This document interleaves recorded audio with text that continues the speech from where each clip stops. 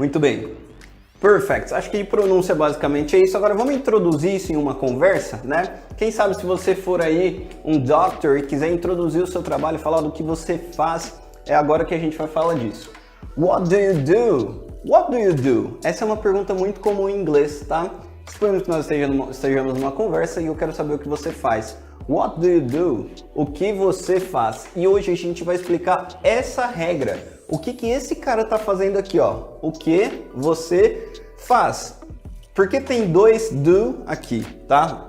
Basicamente, eu vou explicar hoje só sobre a primeira pessoa do singular, tá? Primeira e segunda. E na aula que vem, na terça que vem, eu vou entrar com a terceira pessoa do singular, que é he, she, it. Vou separar essa aula em dois, basicamente, tá? Vai até estender um pouquinho, pode ser que tenha mais. Hoje eu vou introduzir a base do Simple Present e nas próximas aulas eu vou destrinchar para outras pessoas. Quando eu falo outras pessoas, outros pronomes e tudo mais, tá? Que a gente possa linkar ali.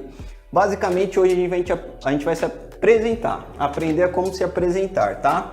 Então, se eu falar para você aí agora, ó, what do you do? What do you do? O que você faz? E aí você vai me falar, eu sou um professor.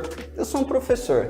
Então, linkando, lembra que eu falei que eu introduzi um pouquinho do verbo to be aqui, que a gente vai usar para o resto da nossa vida? Eu já vou colocar ele aqui, ó, I am, ou seja, eu sou. Nesse contexto, obviamente, é eu sou e não eu estou, né? Se a gente fosse traduzir ao pé da letra. I am a teacher, I am a teacher. Olha só que interessante, gente. Lembra que eu falei para você nas outras aulas que quando uma palavra acaba em consoante e a próxima começa em vogal, basicamente eu junto para pronunciar. Olha que interessante. Então, esse acaba com M e a próxima começa com A. Basicamente, na pronúncia eu vou linkar, ó, I'm a, ok? Lembrando que eu poderia fazer isso aqui também, ó. Abreviei. Nossa, tá muito pequeno, não sei se tá dando pra você ver aí. Deixa eu aumentar um pouco aqui. Eu abreviei, ó, o verbo to be, certo? I'm. E coloquei o artigo a. I'm a teacher. I'm a teacher. I'm a teacher. Olha como fica muito mais natural, né? I'm a teacher. Do que se eu falasse I am a teacher. I am a teacher, né? Eu sou um professor. E aí, o que eu vou falar? Se eu sou um professor, qual é a minha função? Qual é a ação que representa a minha profissão? Então, olha que interessante. I am a teacher, eu sou um professor. I teach English. I teach English. Isso daqui, gente, ele é chamado de verbo. Olha que simples. Tá? O Rodolfo começou a explicar gramática já. Não, eu só tô falando uma coisa que é muito simples, inclusive, né? Se você não sabe o que é um verbo, nas outras aulas minhas, inclusive, eu falo um pouquinho disso. Mas isso aqui é gramática simples, obviamente, né? I teach English. E é uma coisa que não está relacionada mais ao verbo to be. I am, eu sou. I teach, eu ensino. Já é outra coisa. Eu ensino inglês. Rodolfo, e se eu quisesse falar direto, eu sou um professor de inglês, posso? Obviamente. I'm an English teacher. Eu sou um professor de inglês. E aí eu poderia até mudar a minha ação. Eu ensino inglês para crianças. Eu ensino inglês para adultos. I teach adults. I teach kids. Ok? Muito bem. Simples, né? Fácil. E aí você já deve estar pensando no que você é e o que você faz aí, né? Lembrando que a pergunta é what do you do? O que você faz, não o que você é, ok? Mas essa é uma pergunta bem abrangente, obviamente, né? Eu não vou chegar para uma pessoa e falar assim, o que você é? A pessoa, tipo, como assim? Estou falando sobre trabalho. Vamos para a próxima aqui, ó. You are. You are. Verbo to be simples, tá? Você é um doctor. Aqui essa é uma frase que não é muito comum. É comum eu chegar para você e falar assim, ó, você é um médico. Não, né? Afirmar desse jeito. É mais comum eu falar eu sou. Eu só troquei o pronome aqui para diferenciar, para você entender que tem outras possibilidades. You are doctor. Então, você é um médico. You're a doctor.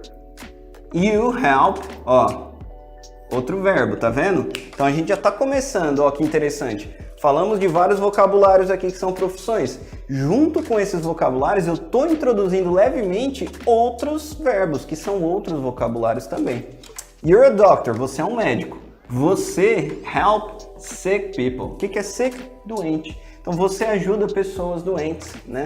Olha que interessante, essa é a ação de um doctor, tá? Não, essa frase obviamente não serviria para mim, beleza? My sister is a lawyer. Minha irmã é, o que ela é? Uma advogada. Rodolfo, você falou aqui, ó, você é minha sister é uma? Como assim? Lembra que eu falei ali atrás que não tem diferença de masculino e feminino em inglês?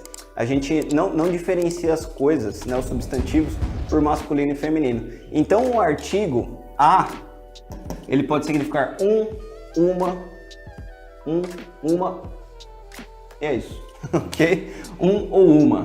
Muito bem. E aqui, obviamente, é minha irmã, né? My sister is a lawyer. Ela é uma advogada. O que ela faz? She represents clients. Ela representa clientes. Pera aí, Rodolfo. Agora eu notei uma coisa estranha aqui. Tem um S nesse verbo. Esse verbo se chama represents mesmo na forma infinitiva dele, na forma do nome dele? Não. Esse verbo é represent, sem o S. Por que eu acrescentei um S aqui? Porque eu estou conjugando esse verbo, igual nós fazemos em português, para a terceira pessoa do singular. O que isso quer dizer?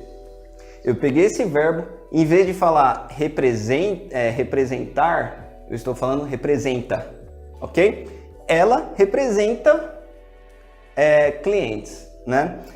Então, essa é uma regra, como eu falei aqui no comecinho, que eu vou deixar para a próxima aula. Eu vou só introduzir ela do jeito que você está vendo aqui. No final ali eu vou falar um pouquinho mais sobre isso.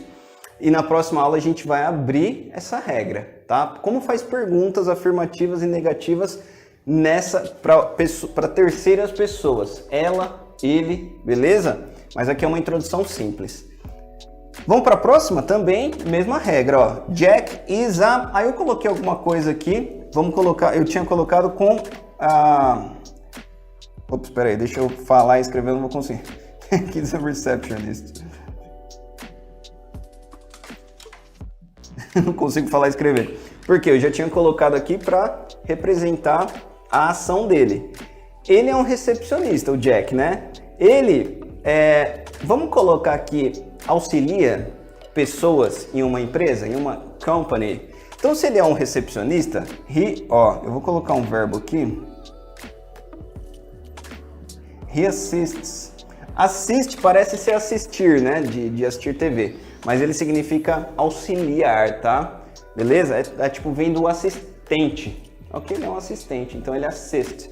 Beleza? E esse verbo aqui também, ó, é sem o S. Mas como eu estou usando para ele, eu preciso conjugar. Aí eu vou acrescentar esse S. E se eu quisesse falar assim, Rodolfo, eu auxilio pessoas. I assist. Sem S. I assist people. Mas como é o Jack, Jack assists people in a company. Ok? Tranquilo? Então olha só que interessante, ó. A gente falou daqui, como se fosse eu me apresentando, né? Se eu fosse um médico, eu falaria assim, ó. I am a doctor.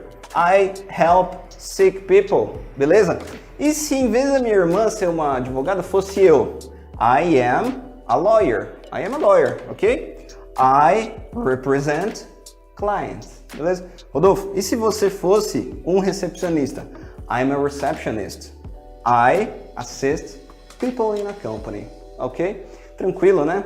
Porque essa pergunta aqui significa o que você faz, né? E não o que ela faz. Não o que o Jack faz. Porque se fosse o que eles fazem, eu ia ter que mudar a pergunta. E a gente já vai chegar lá. Beleza? Muito bem. Sempre pense...